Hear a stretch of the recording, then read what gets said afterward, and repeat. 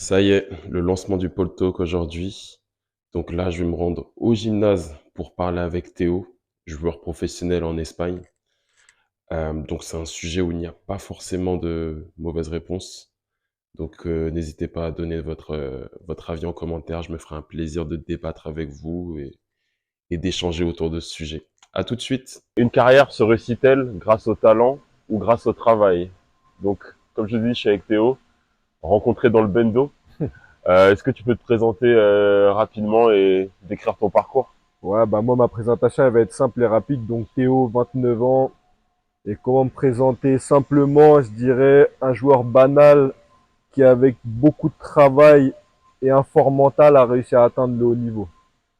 Ouais, voilà. Donc, ma carrière, elle est à la fois simple et compliquée, hein. J'ai commencé au plus bas niveau qui existe, en D3, département, dans un club à côté de chez moi, la Garenne.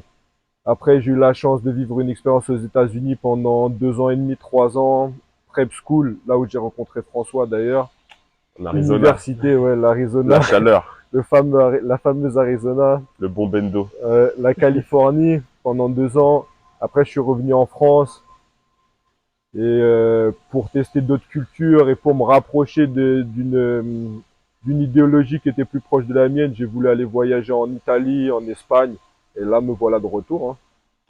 Voilà, et Théo, bah, ce sujet-là, je sais qu'il te tient à cœur et je pouvais pas évoquer ce sujet-là sans toi. Le travail et le talent. Enfin, t'es un gros travailleur. T'étais pas forcément talentueux quand on s'est connu à Elite One. T'avais tes propres qualités, euh, mais t'étais pas défini comme un joueur qui avait du talent, mais plutôt comme un gros travailleur. Et et t'as prouvé au fur et à mesure que tu pouvais grimper de niveau en continuant de bosser, quoi.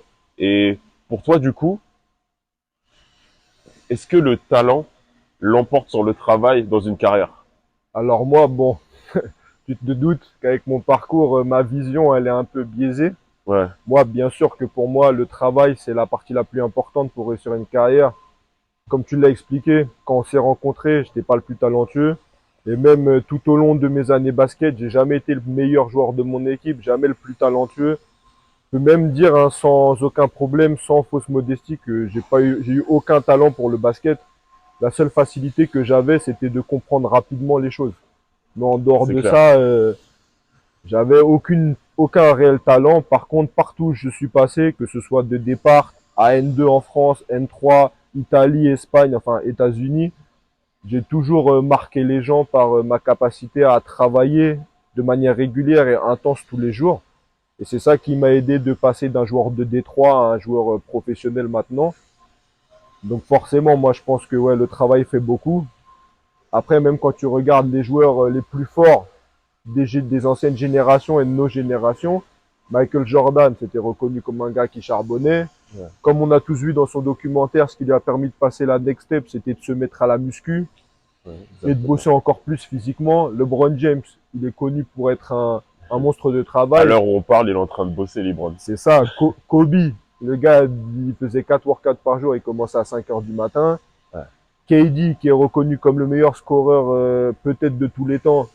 Ok, la salle, il est pas trop dedans, mais tout ce qui est basket, le gars, il bosse 3 fois par Il a jour tous les aussi. skills qu'il faut. Ouais. Et, des exemples comme ça, on peut en sortir des centaines. Tous les gars qui ont atteint le meilleur niveau et le top du sport, c'est des travailleurs, que ce soit dans le foot, dans le basket, même dans n'importe quel autre sport. C'est Ouais. forcément des gars qui bossent. Ah, je suis d'accord avec toi. Moi, déjà, bah, pour me donner mon avis par rapport à toi, c'est vrai que quand on est arrivé à Elite One, il y avait d'autres joueurs qui étaient là. Je vais pas citer de nom forcément, mais moi, ce qui m'avait tout de suite surpris chez toi, c'est que bah, tu étais toujours déter pour aller à la salle de muscu, pour aller bosser, pour faire une séance de shoot après les entraînements, pour faire le maximum que tu pouvais sur la journée, quoi.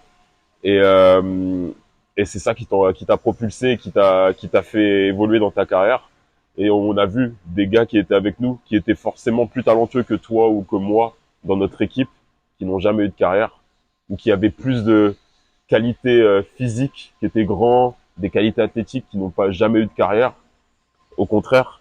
Et puis comme tu dis, même si tu prends des exemples des plus grands, euh, ils ont tous, selon moi, quasiment tous, euh, prioriser le travail plutôt que de se cacher derrière le talent.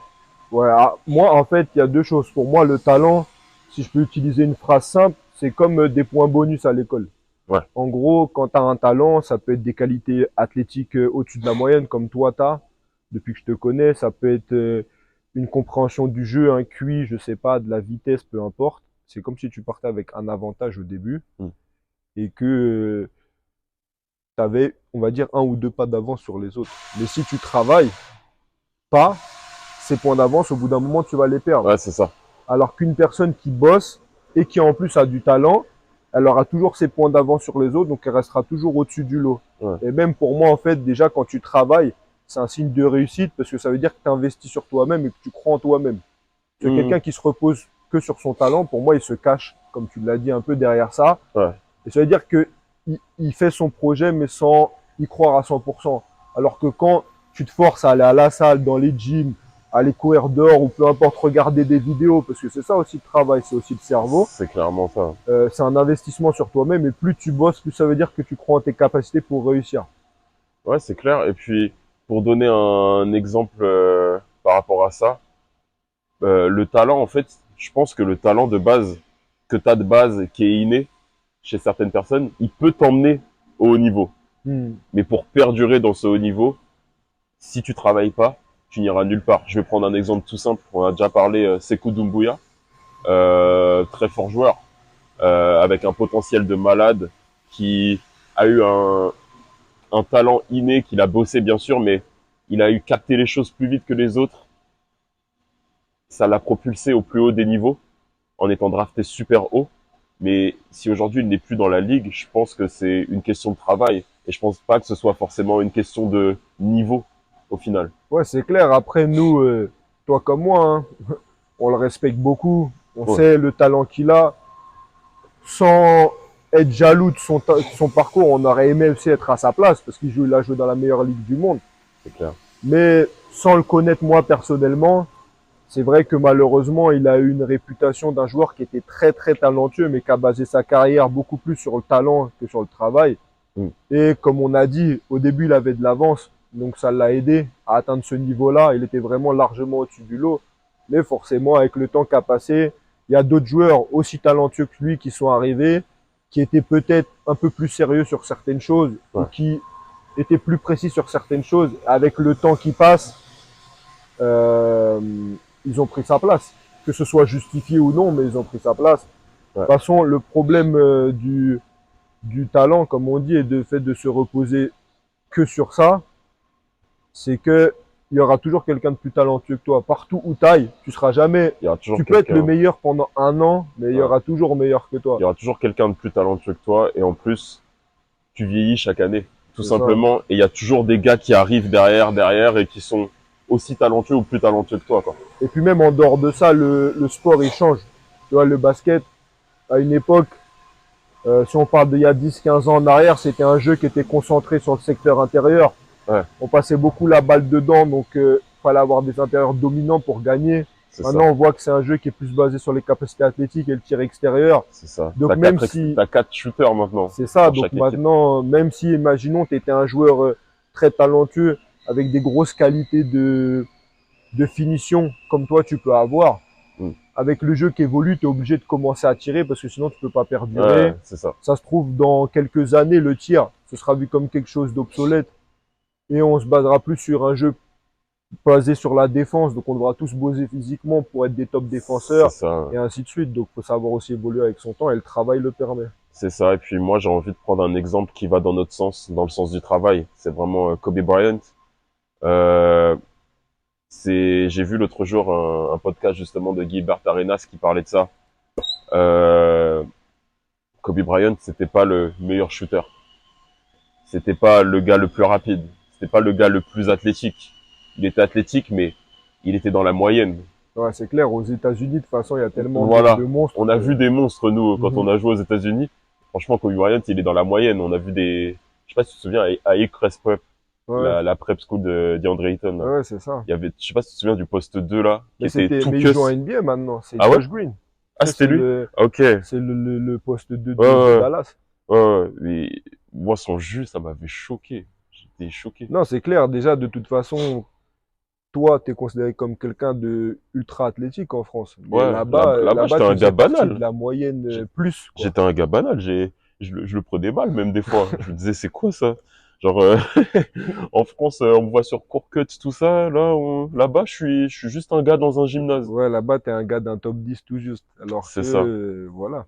C'est ça. Mais du coup, pour prendre l'exemple de Kobe Bryant, comment il est devenu on va dire un top 10 all-time? Je sais pas si tout le monde l'a dans son Ouais, top 10 all-time. après, on peut même dire top 3, hein, parce que quand tu regardes les discussions Ouais. actuelles de GOAT, c'est quoi? C'est Ouais, Kobe, après, c'est Kobe, Jordan, LeBron. Jordan, LeBron, c'est Mais, ça.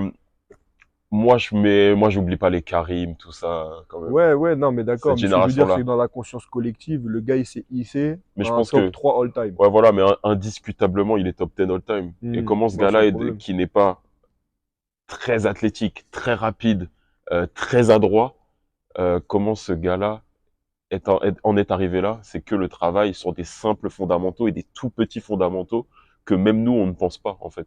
Ouais, bah déjà, le gars, je crois qu'il expliquait, Kobe, que des fois, à la fin de chaque match, il répétait 75 fois ou 100 fois son fadeaway shoot Ouais, 2 points, que le gars, il commençait à 4 heures ou 5 heures du matin, sa première séance, sieste, retravaille à 9-10 heures, euh, sieste, 14-15 heures, match le soir. Non, c'est monstrueux. De toute j'ai façon, vu Kobe, on regarde, hein, drafté, je crois, 8e, un truc comme ça, 13, échangé, 13e, 13e, ouais, tu échangé. vois, échangé dans la foulée, ça montre que c'est, comme tu le dis, c'était pas un joueur qu'on Après, voyait il comme sortait d'high un school. futur monstre. Ouais, aussi. C'est une dinguerie, ça. C'est quand même une dinguerie. Mais bon, regarde, LeBron sorti d'high school premier, ça veut dire que sur Kobe, il n'y avait pas Ouais, forcément des attentes ouais, énormes. Et comme tu l'as dit, grâce au travail, c'est devenu un monstre. c'est ça. Et puis, après, il y a d'autres exemples. Par exemple, LeBron.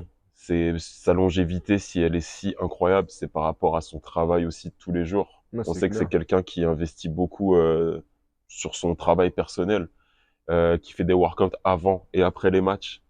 Il y en a d'autres. Nikola Jokic fait aussi des workouts après les matchs. J'avais fait un podcast sur Level Up Basketball, justement, en dédicace à Mega, avec Peter Corneli. Ok.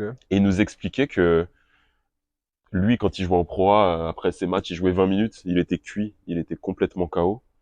Et voilà, il allait dormir, il se reposait, tout ça. Et il nous a expliqué que Nikola Jokic, après les matchs, donc en NBA, il joue des 35 minutes, tu vois. Ouais. Il fournit en plus, tu vois. Ouais, Il va à la ouais. maillotche, il est au rebond, il joue post-up, il court, il joue meneur, enfin, il fait tout, Nikola Mm. Jokic. Après les matchs, il se tape une grosse séance en salle de muscu. Genre, il prend pas sa douche, tu vois. Il va dans les locaux et il bosse comme un chien. Et Ouais, Peter, il regardait en mode, mais comment c'est possible? Genre, moi, je suis en France, je joue 20 minutes, je suis KO. Lui, il joue le double en NBA et il a tout le temps la balle, il est tout le temps impliqué. Et il continue de bosser. Et c'est ça, ça montre. Enfin, au final, quand tu penses à ça, c'est pas si étonnant que Nikola Jokic, il a déjà 2 MVP et sûrement un troisième qui arrive là. ouais, Tu c'est vois? clair. Avec la blessure d'Embiid, ça va être pour lui sûrement. Ouais. Mais après, c'est ce qu'on disait, hein. Doncic, Jokic, c'est des joueurs qui sont pas forcément vus comme des travailleurs parce que voilà, ils cultivent une image de mecs cool qui, qui sont pas Jokic et ses forcément concentrés chevaux sur le là, basket. Ouais, en Jokic et Serbie. ses chevaux, Doncic à la chicha pendant l'été, tu vois, les mecs comme ça. Mais ils l'ont tous dit, hein, au bout d'un moment, ce qui leur a permis de passer l'étape supérieure, c'était pas forcément du travail basket parce que c'est des génies, même s'ils bossent. Hmm. Eux, c'est plus passé par du travail physique pour être dans une shape encore meilleure. Voilà. Et on voit ce que ça propose, hein. De Doncic qui a 35-8-8, Jokic qui avec une main dans la poche et à 28-18. En sifflant. Ouais, c'est En ça, en sifflant. marchant. Les gars, il n'y a pas de secret, hein. On Ouais. domine pas par hasard. Donc si vous avez votre avis qui nous suit ou un avis contradictoire, franchement, ça nous intéressera. N'hésitez pas à partager votre avis en commentaire. En plus, je me ferai un plaisir, et même Théo, il se fera un plaisir de débattre avec vous, quoi qu'il en soit. En tout cas, bah, merci beaucoup Théo. Il n'y a pas de souci. Franchement, c'était un bon sujet. Donc au final, nous, ce qu'on conclut, c'est que le travail l'emporte sur le talent, Mhm. mais que le talent peut quand même t'emmener quelque part Après, je dirais pas forcément que le travail l'emporte sur le talent, c'est que le travail est nécessaire à l'exploitation du talent pour perdurer. pour perdurer dans le temps. Exactement. Donc Donc, donnez-vous, donc ouais, il finit par l'emporter à la fin, mais c'est c'est ça. plus une nécessité et quelque chose d'obligatoire que parce que souvent le problème c'est qu'aussi on a tendance à opposer talent et travail. Ouais, c'est Souvent vrai. on dit qu'un joueur qui est talentueux c'est un feignant et qu'un joueur qui travaille c'est quelqu'un de pas talentueux. Mais finalement, c'est la combinaison des deux qui fait que tu arrives au plus haut niveau. Ouais, c'est ça. C'est exactement ça. En tout cas, force à toi pour la suite de Ouais, ta bah carrière, merci, hein. hein, qu'on va continuer à bosser. Ouais, on va C'est continuer à tout. bosser. De toute façon, toi et moi, on n'est pas là où on veut être. Non, donc il y a Donc, encore du travail, hein. ouais, on veut grimper de toute façon. C'est C'est ça. important, ambitieux. Bon, En tout cas, serre bien mon gars. de N'hésitez rien. pas à commenter, donner votre avis et à bientôt.